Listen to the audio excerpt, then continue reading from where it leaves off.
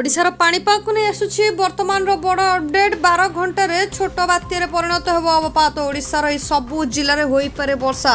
आसंतु जानिबा केउ केउ जिला को सतर्क रहिबा पई दिया जायछि सूचना।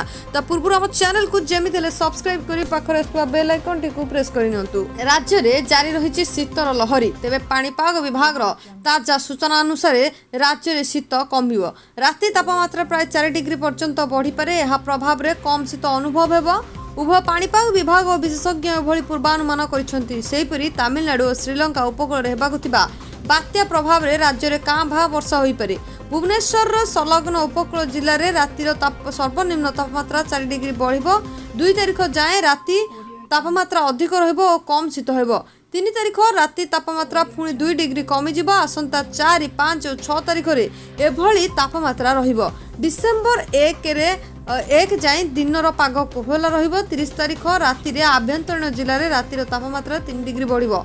1 तारिख रे पुणी 2 डिग्री कमिबो। डिसेम्बर 5 तारिख जाए एभली तापमात्रा रहिबो। बंगोपसागर सृष्टि होइतबा अवपात आसंता 12 घंटे छोट बात्यारे परिणत होई पारे। समुद्र उपरे थिबा यार प्रभाव अधिक रहिबो। 30 तारिख रे बात्या उपकूल छुईबा बेलकु दुर्बल होई जाई पारे। स्थलभाग रे कम वर्षा और पवन होई पारे। तेबे ओडिशा उपरे बात्यार प्रभाव पड़िबार संभावना कम। दक्षिण उपकूल ओडिशा तथा गंजाम रे हालुका वर्षा होई पारे एवं दक्षिण और उपकूल ओडिशा रे हालुका वर्षा होई पारे। केन्द्रापड़ा, भद्रक, जगतसिंहपुर, पुरी, गंजाम, गजपति जिले रे हालुका वर्षा होई पारे। सेही बळी मयूरभंज, केउंझर, रायगड़ा, कोरापुट, मालकानगिरी रे स्वल्प धरणर वर्षा हेबाकु थिबा बेले वर्तमान समय ए बात्या को ने मध्य यह बड़ अपडेट दउछंती। आगामी दिन रे एहार टिकी निकी खबर जानिया पे हम जोड़ी रहथांतु। से पर्यंत मु रहिली। नमस्कार।